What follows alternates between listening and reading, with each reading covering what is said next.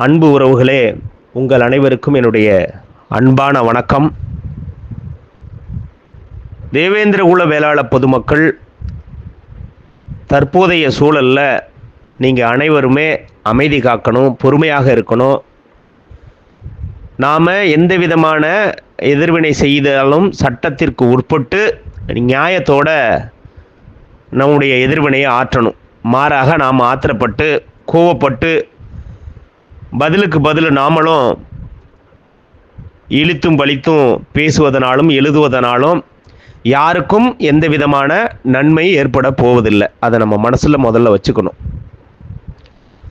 இப்போ என்ன அப்படின்னு பார்த்தீங்கன்னா, நம்முடைய சகுனி மாமா பஸ் ஸ்டாண்டு சாட்டை துரைமுருகன் அவர்கள் கொளுத்தி போட்ட பிறகு இப்போ இன்னைக்கு ஆப்பநாடு மறவர் சங்கம் என்ற அந்த சாதி சங்கத்தினர், அதே மாதிரி ஃபார்வர்ட் பிளாக் என்ற அந்த அரசியல் அமைப்பு, இந்த இரண்டு அமைப்புகளுமே இப்போ தென் மாவட்டங்களில் பல்வேறு இடங்களில் செந்தில் மல்லர் அவர்களை கண்டித்து அவரை கைது செய்து சிறையில் அடைக்கணும்னு சொல்லிட்டு ஆர்ப்பாட்டம் பண்ணுவதை நம்ம பார்க்க முடியுது. என்னதான் அவர்கள் சரி, அவர்களுடைய ஒரு நியாயமான ஒரு ஆர்ப்பாட்டம் அப்படின்னு நம்ம எடுத்துக்கொண்டாலும் கூட, ஏன் அப்படி சொல்கிறேன்னா, இந்த சாதி சண்டை பிரச்சனையை ஆரம்பித்து வச்சதே இந்த மறவர் சாதி சங்கங்களும், குறிப்பாக ஆப்பநாடு மறவர் சங்கம் தான். அவங்க ஆரம்பித்து வச்ச அந்த பிரச்சனைக்கு அதை கேட்டு எதிர்த்து பேசிய போது செந்தில் மல்லர் அவர்கள் பேசியதற்கான எதிர்வினையாக இந்த ஆர்ப்பாட்டத்தை பண்ணுறாங்க. ஆனால் இப்போ கூட என்ன அப்படின்னு பார்த்தீங்கன்னா, அவங்களை அறியாமலேயே அவர்கள் யார் என்று அவர்களே நிரூபித்திருக்கிறார்கள். இதில் என்ன, இப்போ நான் இதை சொல்கிறேன் அப்படின்னா, நீங்கள் பொறுமை காக்கணும், அமைதி காக்கணும். அமைதியாக உங்கள் வேலைகளை நம்ம பார்க்கணும். அதே நேரத்தில் பாதுகாப்பாகவும் கவனமாகவும் இருக்கணும். இப்போ என்ன அப்படின்னா, மறவர் சாதியில் அறிவார்ந்த மறவர்கள் அமைதியாக இருக்கும் வேளையில் இந்த அறிவிழுந்த அறிவிலிகள், அதாவது சாதி சங்க சாதி வெறியர்கள் இன்னைக்கு ஆர்ப்பாட்டம் நடத்துகிறாங்க. இப்போ அந்த ஆர்ப்பாட்டத்தில் சரி, தவறு செய்தவரை நீங்கள் சட்டத்தின் அடிப்படையில் கைது செய்து தண்டனை கொடுக்கணும், சிறையில் அடைக்கணும்னு சொல்லுவது நியாயம். அதை விடுத்துட்டு ஆப்பநாடு மறவர் சங்கத்தில் 50 கோடி ரூபாய்க்கு சொத்து இருக்குன்றான் ஒருத்தன். அந்த 50 கோடி ரூபாய் சொத்துல 10 கோடி ரூபாய் நாங்கள் நிதி ஒதுக்கீடு பண்ணோம்னா அவ்வளோதான், இங்கே யாருமே நடமாட முடியாதுன்றான். இப்போ இதிலிருந்து என்ன புரியுதுன்னா, வரலாற்று காலம் தொட்டு இப்போ வரைக்கும் இவங்க மாறவே இல்லை. கூலிக்கு கொலை பண்ணுகிற கும்பலுங்கிறது தெளிவாக தெரியுது. அதை தான் நான் புரிஞ்சுக்கிறேன். நான் ஏற்கனவே சொன்னேன், அறிவார்ந்த மறவர்கள் அமைதியாக இருக்கிறாங்க. இந்த பிரச்சனையை சுமூகமாக பேசி முடிக்கணும் அப்படின்னு சொல்லிட்டு தான் பெருந்தலைகள், பெரிய அரசியல் கட்சிகள், நடுநிலைவாதிகள், என்ன பெரிய அரசியல் கட்சிகள் யாரும் இதுக்கு கருத்து தெரிவிக்காததற்கு காரணம் இதுதான். இது இரு சமூக குழுக்களுக்கான பிரச்சனை பெரிதாக வளர்ந்து விடக்கூடாது என்பதற்காகவும், அதை அமைதியாக பேசி முடிக்கணுங்கிறதுக்காகவும் அமைதி காக்கிறாங்க. ஆனால் சாதி வெறி கும்பல்கள் நடத்தக்கூடிய இந்த சாதி அமைப்புகள் 50 கோடி ரூபாய் சொத்து இருப்பதாகவும், அதில் 10 கோடி ரூபாய் நிதி ஒதுக்கீடு செய்து உங்களை எல்லாம் விட்டு கொன்னுடுவோம்னு சொல்கிறான்னா, அப்போ வரலாற்று காலம் தொட்டு இன்று வரையும் கூலிக்கு கொலை செய்யக்கூடிய ஒரு கும்பல், ஒரு கூட்டம் தானே தெரியுது. அன்னைக்கு வடுக பேரரசுக்கு நாயக்கர்களுக்கும் இதே வேலையை பண்ணிக்கிட்டு இருந்தாங்க. இன்னைக்கு இப்போ சொந்த சாதிக்கு நிதி ஒதுக்கீடு செய்து கொலை செய்யக்கூடிய கூட்டம் எவ்வளோ வேதனையாக இருக்கிறது பாருங்க. இப்போ முக்குளத்தூரில் அண்ணன் திருமாரஞ்சி போன்றவர்கள்லாம், இப்போ நேற்று அவருடைய காணொலியெல்லாம் பார்க்கும்போது உண்மையாகவே ஒரு மனசில் பட்டதை ரொம்ப வெளிப்படையாக தெளிவாக அழகாக பேசி சமூக இணக்கத்தை ஏற்படக்கூடிய வகையில் பேசியிருக்காரு. ஒரு நேரத்தில் அவரும் வெட்டுவேன் குத்துவேன்னு பேசின நபர் தான்.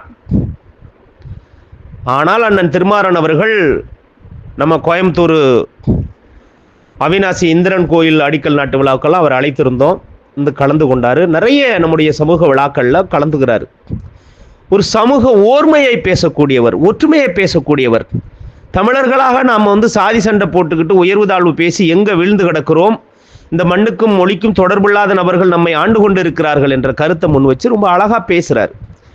அவரே தன்னுடைய வருத்தத்தை செந்தில் மல்லர் இப்படி பேசியிருக்கக்கூடாது என்று பதிவு செய்கிறார். ரொம்ப நியாயமாக, அறிவுபூர்வமாக, தெளிவாக பேசுகிறார். இதுதான் நான் சொல்கிறேன், ஒரு அறிவார்ந்த மறவர்கள், அறிவார்ந்த கள்ளர் சமூகத்தை சார்ந்தவர்கள், அன்போடு இருக்கக்கூடிய அகமுடையார் சமூகத்தை சார்ந்தவர்கள் நமக்கு ஆதரவாக இருக்கிறாங்க.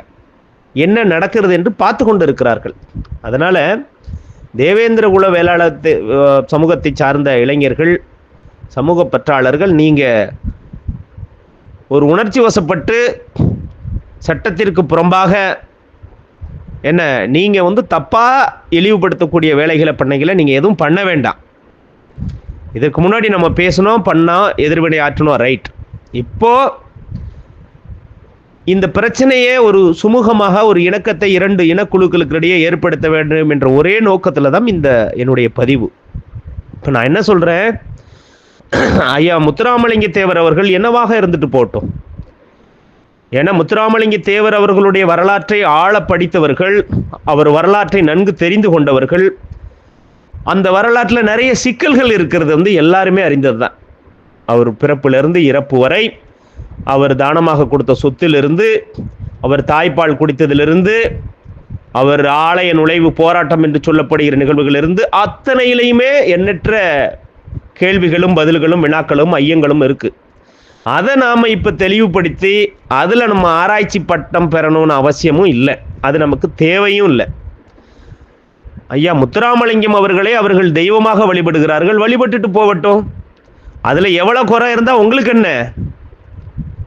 அவர்கள் குறையுள்ள கடவுளையே கும்பிட்டுட்டு போட்டுமே, அதில் உங்களுக்கு என்ன பிரச்சனை? அதனால் மல்லர் என்கிற தேவேந்திர குல வேளாளர் பெருமக்கள் இதில் தலையிடுவதை நீங்கள் இதோடு நிறுத்திக்கணும். அதான் என்னுடைய ஒரு அன்பான நான் வேண்டுகோளாக வைக்கிறேன். அவர்களுக்கு கடவுளாக இருக்கிறார்கள், என்ன அவங்க என்னவா இருந்துட்டு போட்டோம், குறையுள்ள சாமியை அவர்கள் கும்பிட்டு வழிபடட்டும், உங்களுக்கு என்ன பிரச்சனை? எந்த பிரச்சனையும் நமக்கு கிடையாது. அதனால் ஐயா முத்துராமலிங்க தேவர் அவர்களை இழிவுபடுத்துவதும் அவர்களுடைய ஏன்னா எல்லாம் நிறைய நீங்கள் வரலாற்று சான்றுகள் ஆதாரங்கள்னு எடுத்து போடுவதை நம்ம பார்க்க முடிகிறது. சட்டமன்ற குறிப்பிலிருந்து அவர் ஆப்பநாடு மறவர் சங்கத்தின் தலைவராக இருந்து அவர் நிதி வசூல் செய்து அவருடைய கையொப்பமிட்ட அந்த அந்த ரசீதெல்லாம் எடுத்து நீங்கள் போடுறீங்க. இதெல்லாம் இதோட நிறுத்திக்கங்க, அது தேவையில்லை நமக்கு. சரியா? அவர்கள் என்னவாக இருந்துட்டு போட்டோம், அதை பற்றி நமக்கு பிரச்சனை கிடையாது. இங்கே நாம் ஓர்மையை விரும்புகிறோம், ஓர்மையை நம்ம பேசணும். அதனால் செந்தில் மல்லர் அவர்கள் மீது சட்டப்படி போலீஸார் வழக்கு பதிவு பண்ணியிருக்கிறாங்க. அது சட்டப்படி நீதிமன்றத்திற்கு வரும். அதை அவர் உடைச்சி அதுலேருந்து வெளியில் வந்துடுவார், அதில் ஒன்றும் பிரச்சனை இல்லை. அறிவார்ந்த மறவர்களும் நமக்கு நிச்சயமாக ஆதரவாக இந்த பிரச்சனையை சுமூகமாக அணுக வேண்டும் என்று தான் நினைப்பாங்க. அதுதான் நம்ம நினைக்கிறோம். ஆனால் சில கயவாளிகள், ஏன்னா ரெண்டு பக்கமும் இருக்கிறாங்க, அதனால் சில கயவாளிகள் இந்த பிரச்சனையை மையமாக வச்சுக்கிட்டு மனசில் வச்சுக்கிட்டு தனியாக போகக்கூடிய தனியாக மாட்டக்கூடிய இளைஞர்கள் மீது அப்பட்டமாக தாக்குவதும் சாதி வெறி கொண்டு கொலையுண்டு விட்டு அதனுடைய இரத்தத்தை குடிப்பதுமா இருக்கக்கூடிய அந்த நிகழ்வை தடுக்கணும். அதுதான் நம்ம சொல்ல வர்றோம். இந்த நிகழ்வு இனிபோதும் சாதி சண்டைகளுக்காக ஒரு உயிர் போவதும் ஒரு ரத்தம் சிந்துவதையும் நாம் விரும்பக்கூடாது. அதில் நமக்கு என்ன கிடைக்க போகுது? ஒன்றும் கிடையாது. அதான் அண்ணன் திருமாறன் அவர்கள் தெளிவாக சொல்லுகிறார். அதில் நமக்கு ஒன்றும் கிடைக்க போகிறதில்ல. அவர் அழகாக சொல்கிறார், நீங்கள் ஏன் இந்த இமானுவேல் சேகரனார் அவர்களை இழிவுபடுத்துறீங்க, அவரை ஆராய்ச்சி பண்ண வேண்டிய அவசியம் என்ன வேண்டி இருக்கிறது அப்படின்னு தெளிவாக சொல்கிறார். அதே மாதிரி நாமளும் ஐயா முத்துராமலிங்கம் தேவர் அவர்களை நாம் விமர்சனம் பண்ணுவதை, இழிவுபடுத்துவதை, அசிங்கப்படுத்துவதெல்லாம் நிறுத்திடுங்க, இதோடு விட்டுருங்க. அவர் என்னவா இருந்துட்டு போட்டோம், அது அவர்களுக்கு அழகாக இருக்கிறது, தெய்வமாக வழிபடுகிறார்கள். நிச்சயம் உனக்கு விருப்பம் இருந்தால் ஓர்மையை பேசினீங்கன்னா வழிபடு, பின்பற்று, பாராட்டு, ஃபாலோ பண்ணு, அவ்வளோதான். இல்லையா நீ உன்னுடைய தலைவர், உன்னுடைய தெய்வம், உன்னுடைய வழிபாடு, உன்னுடைய பண்பாட்டில் நாம் நமக்கான விடயங்களை நாம் பின்பற்றிக்கிட்டு இருக்கணும். அவ்வளோதான் விஷயம். இது ரொம்ப முக்கியமான தருணங்க ரொம்ப. அதனால் உணர்ச்சி வசப்படாமல் இரண்டு தரப்புலையும் உறவுகள் மிக கவனமாக இந்த பிரச்சனையை கையாண்டு இதற்கு ஒரு ஓர்மையை நம்ம முற்றுப்புள்ளி வைக்கணும். ஆப்பநாடு மறவர் சங்கத்தில் வந்து 10 கோடி ரூபாய் ஒதுக்கீடு பண்ணுறோம், நாங்கள் இவர்களை தலையை எடுத்துகிட்டு வருவோம் அப்படிங்கிறதெல்லாம் நம்ம ஒருபோதும் ஏற்க முடியாது. என்ன, அப்போ இவர்களெல்லாம் கொலைவெறி பிடித்து திரிகின்ற ஒரு ஒரு ஓநாய் கூட்டமாக தான் நமக்கு தெரியுது. ஏன்னா அந்த நபர்களை மட்டும்தான் நான் சொல்கிறேன். அதனால் இவர்களிடத்தில் நாம் வந்து இந்த ஓநாய்கள் அப்படி கூக்குரல் இடுவதனால வந்து நாம் வந்து இந்த சிங்கங்கள் என்றைக்குமே பயப்பட போகிறதில்ல, பயந்து விட போவதில்லை. என்ன, நமக்கு தேவேந்திரகுல வேளாளர் சொந்தங்களுக்கு மானமே உயிர். என்ன, அப்படி மானமிழந்த உயிர் எங்களுடைய மயிருக்கு சமம் என்று நம்ம எல்லாருக்குமே தெரியும். அது வரலாற்று காலம் தொட்டு இது நடந்த சம்பவங்கள் அவர்களுக்கும் தெரியும். அதனால் இந்த உருட்டல் மிரட்டலுக்கெல்லாம் நாம் பயப்படாமல் நம்ம வேலைகளை நம்ம பார்ப்போம். கவனமாக இருங்க. உண்மையிலேயே ஆப்பநாடு மறவர் சங்கம் ஒரு தடை செய்யப்பட வேண்டிய ஒரு சங்கம். ஒரு சாதி வெறியை கிளப்பி விட்டு ரத்தத்தை குடிக்கின்ற ஓநாய்களின் அடைக்கலமாக இருக்கிறது இந்த ஆப்பநாடு மறவர் சங்கம்.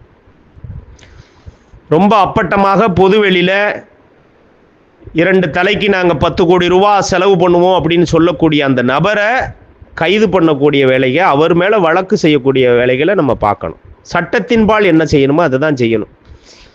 ஏன்னா ஒரு தலைவரை நீங்கள் இழிவுபடுத்தி எழுதுவதும் பேசுவதையும் விட்டுட்டு இந்த இரத்த சாதி வெறி பிடித்த மிருகங்கள் மீது காவல் நிலையத்தில் அந்த காணொலியை வச்சு நீங்கள் புகார் கொடுத்து அதை கைது நடவடிக்கை எடுக்க சொல்லி நீங்கள் முயற்சி பண்ணணும். அதை தான் நம்ம பண்ணணும்.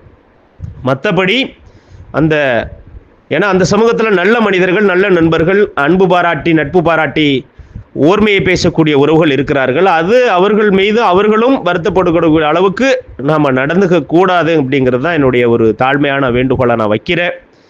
அதனால் இந்த பிரச்சனையை சுமூகமாக வெகு விரைவில் நாம் முடிச்சுட்டு தமிழர் குடிகளுக்குடைய ஒரு ஓர்மையை பேசி ஒரு ஒற்றுமையான ஒரு அமைதியான ஒரு வாழ்க்கைக்கு திரும்ப வேண்டும் என்று தான் அதனுடைய ஒரு நோக்கமாகத்தான் அந்த பதிவு இருக்குது. அதனால் தேவேந்திரகுல வேளாளர் சொந்தங்கள் அமைதியாக சட்டப்பூர்வமான நடவடிக்கைகளை, எதிர் நடவடிக்கைகளை நீங்கள் கையாளுங்க. மாற்றாக எந்த தலைவரையும் இழிவுபடுத்தி எழுதுவதையும் பேசுவதையும் நாம் நிறுத்திட்டு கடந்து செல்வோம் என இந்த நேரத்தில் நான் கேட்டுக்கிறேன். நன்றி, வணக்கம்.